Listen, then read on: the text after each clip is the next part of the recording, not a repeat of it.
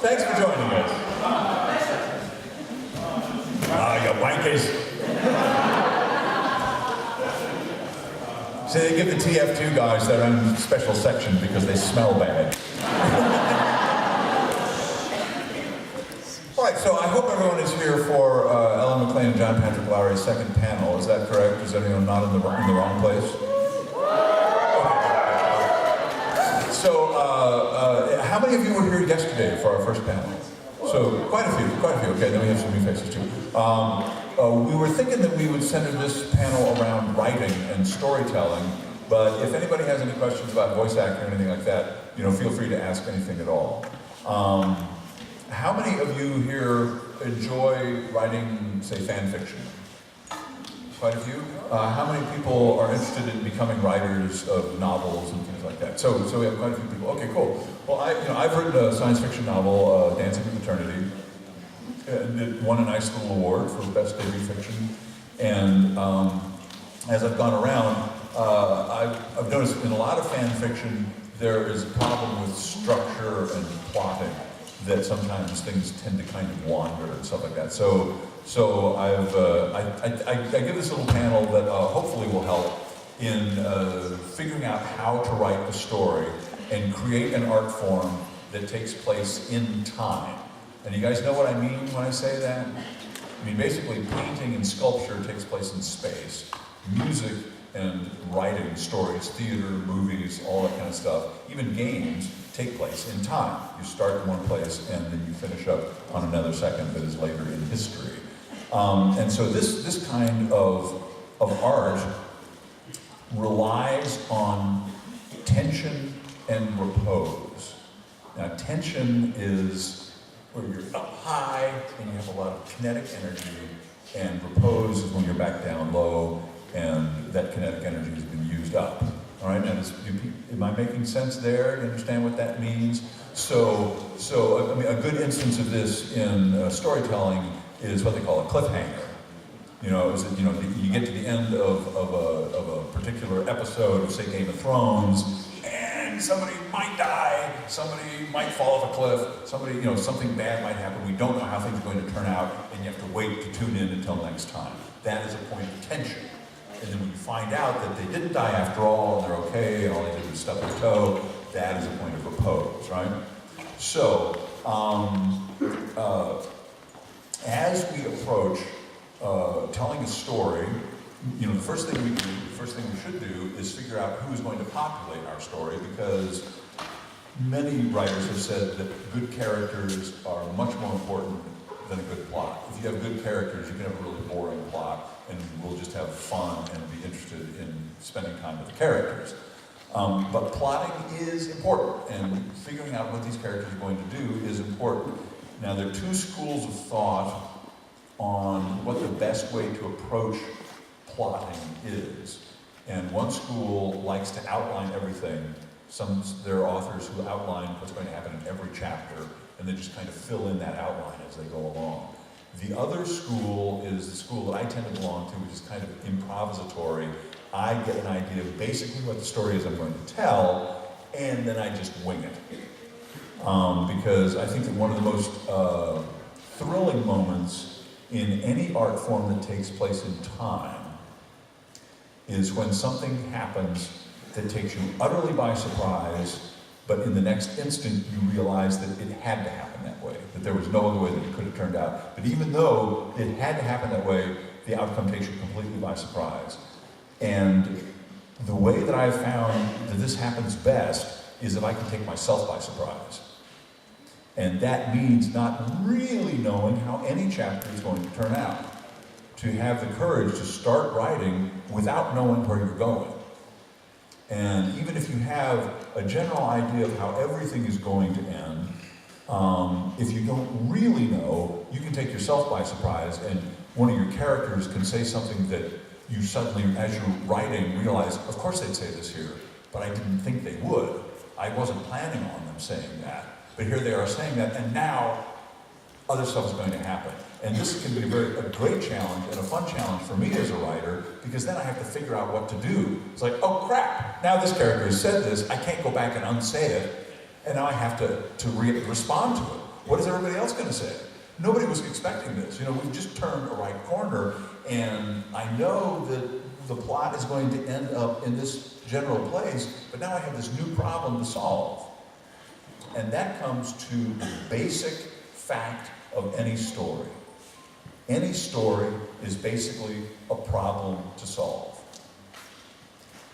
Dorothy gets caught up in a tornado and goes to the land of Oz. How's she going to get home? That's her problem. Dorothy wants to go home. She doesn't know how to get home. Frodo is left a magic ring by his uncle. And we find out it's the most evil piece of jewelry ever made. What's he going to do? How are they going to solve this problem? And they go all through Middle-earth just trying to figure out how to solve the problem of the ring and Sauron. And you can take that in any story at all. Death of a Salesman. Willy Loman is trying to, you know, he thinks that his life, that he's worth more dead than he is alive, and he wants to leave his family some money. How is he going to get that to happen?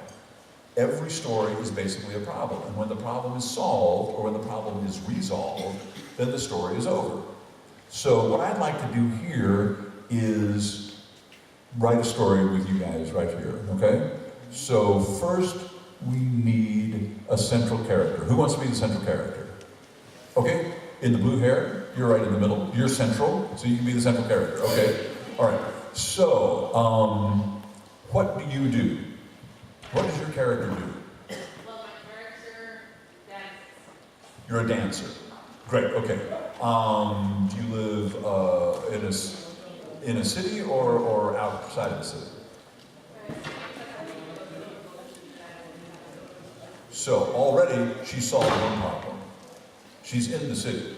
We could have said, no, she lives like by the North Pole, and the first problem that she has is getting to the dance academy. But that's fine. So we said she lives in the city. Great, okay. So let's say that it's Monday morning, and you get up and you want to go to class. Right? You want to be a dancer, right? That's the problem. And you want to go to class. All right. Who has a problem? What goes wrong? Why can't she go to class? Yes? Her transportation breaks. Her transportation breaks? Great, okay. What kind of transportation does she have? Bicycle. She has a bicycle. Okay, how does it break? The chain flies off. The chain breaks. Okay, her bicycle chain breaks. Okay, now we have a problem. All right? So now we need a secondary character. Who wants to be the secondary character? All right, are you in the black hair? Yeah, in the black top? Right, okay, so you're the secondary character. Okay, and so our first character's name is? Agnes? Okay, great, as in Agnes de Mille, great. And our secondary character's name is? Mickey. Mickey? Ricky? R-I-C-K-Y. Ricky, okay, great. It's not that you're speaking Swedish, it's that I'm old and deaf. So,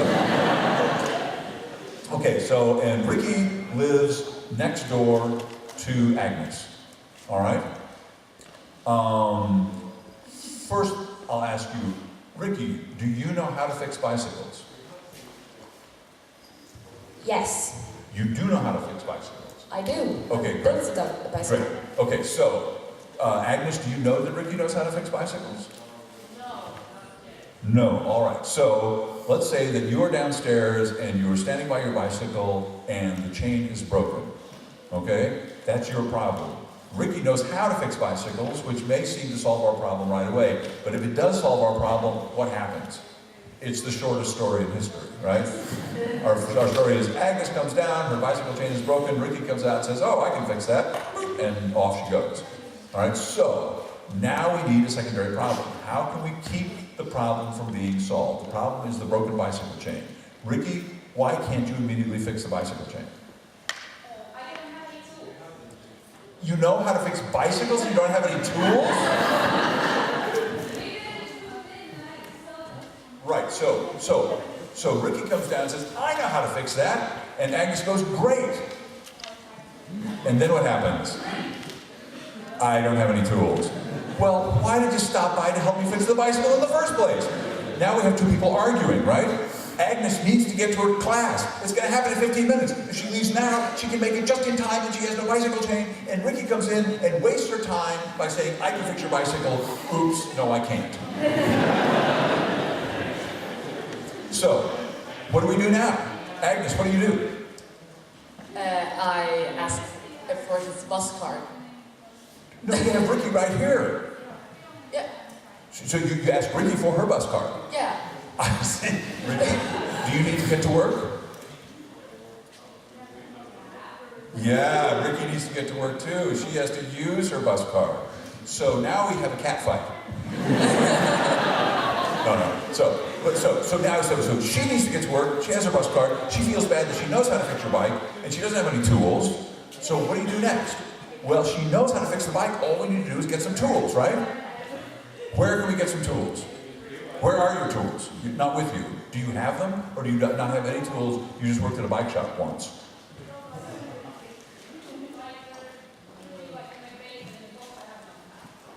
The basement, boxes you haven't unpacked. Okay, so 15 minutes you have to get to dance class, right? You have to go down to the basement, find which box it's in, and unpack it and get the tools out. So you get to the basement, and what happens?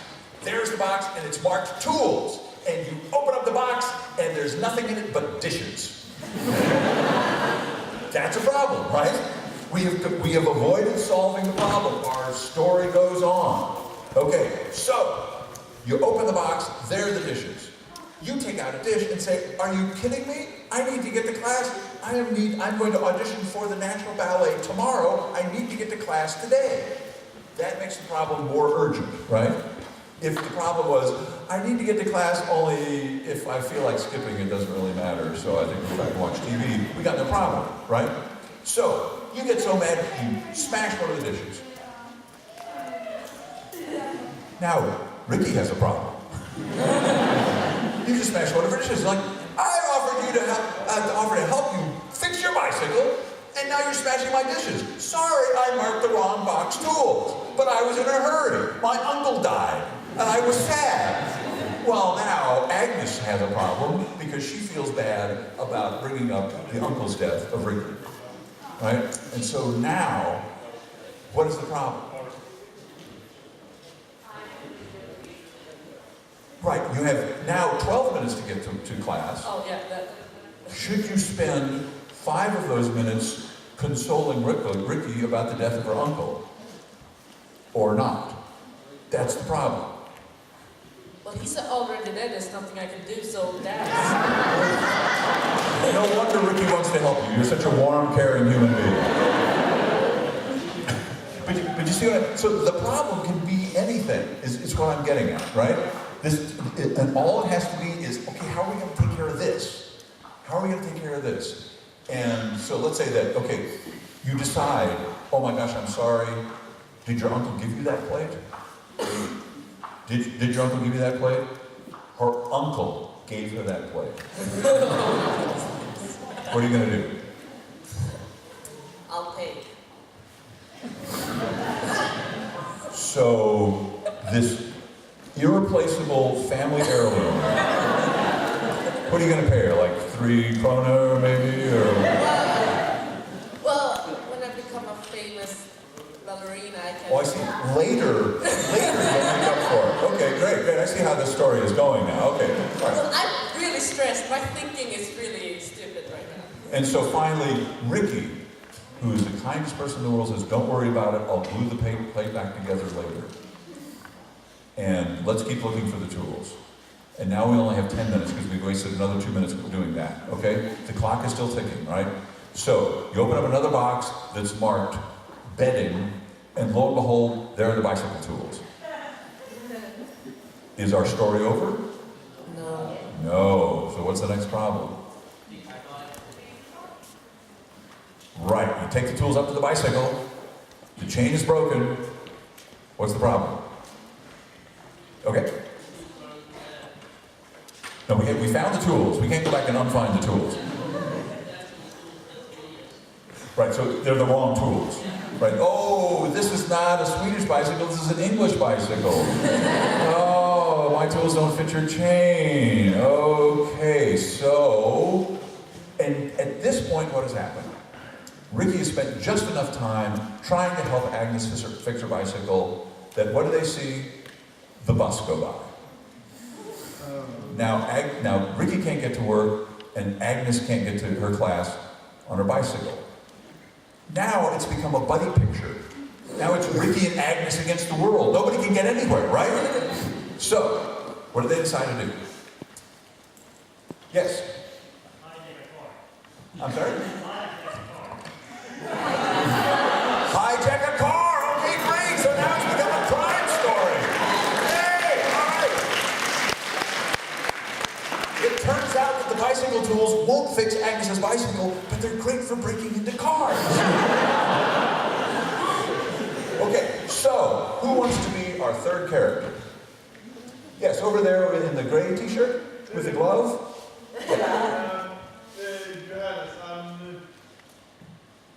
You come out of your apartment and see these two race off in your car. Who the heck stole my gosh darn car? Except that it's not even that, because you can see them. Your neighbor and this new kid who works on bicycles is riding off in your car.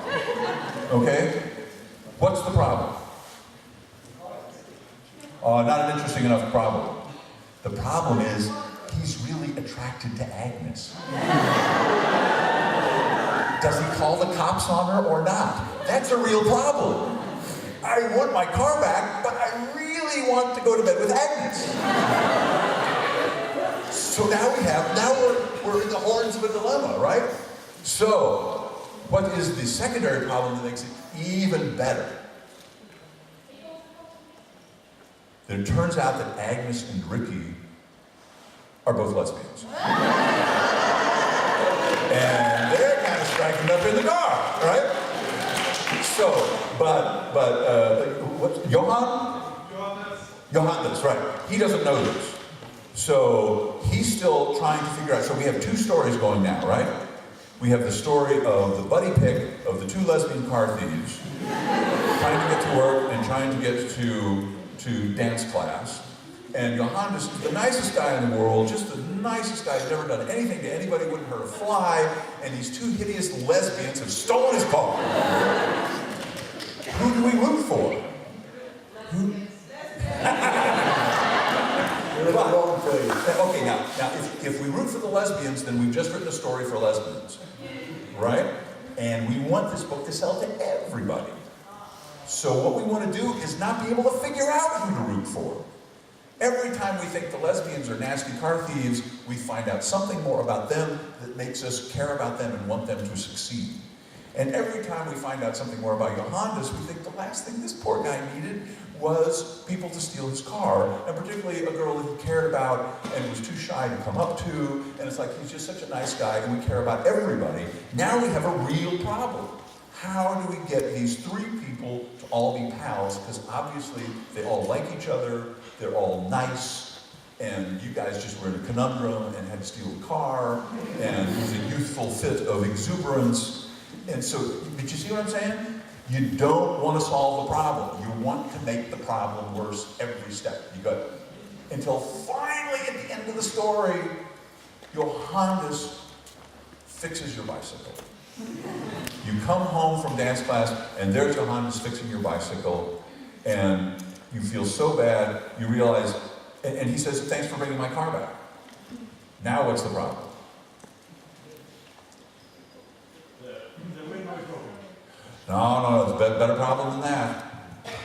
Johannes is fixing your bicycle. He's done...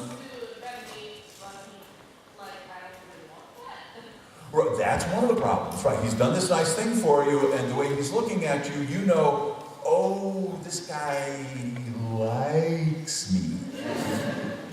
What? I'm sorry? It's an internet term.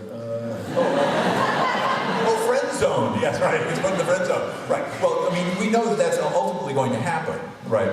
That's how the story has to turn out because, you know, lesbians are lesbians and, you know, guys don't have vaginas. But we have this, so I mean, it could be that, you know, you drive the car back and Ricky can take her bus pass home. She gets home. And when you see each other, you know, Ricky comes up and you're talking to Johan and you're kind of uncomfortable because Johan is saying, hey, I fixed your bike and I'm really not mad at you for taking my car, but I hope you ask me first the next time because I just, you know, got fired from my job because I couldn't drive there. And he's being really nice. And then Ricky comes up and you guys see each other and you know, the sparks have flown in the car and you just can't wait to get together now that you're through with dancing and you're through with your job. And what do you do with the Hondas? What do you do? That's a problem, isn't it? Say thank you for fixing my bike, but you need to do something nicer than that, right? Free tickets to the National Ballet. Free tickets to the National Ballet! And it turns out the Johannes has actually been overcompensating for his closeted gayness this whole time. And he can't wait to go to the ballet and meet some gay guys. Yay! So, that's a story. You see? So we have all this tension and we finally resolve it at the end. That's basically the structure of any story at all. So at this point, I guess I'll open it up to questions and to see if anybody has anything they want to ask me about. I want to hear more about Agnes, Ricky, and Johannes. Right, okay. Well, you know, in book 2, of course, they open up this, you know, gay orgy 24 hours a day forever. And they have a sideline in car stealing and bicycle fixing. It's a very strange place.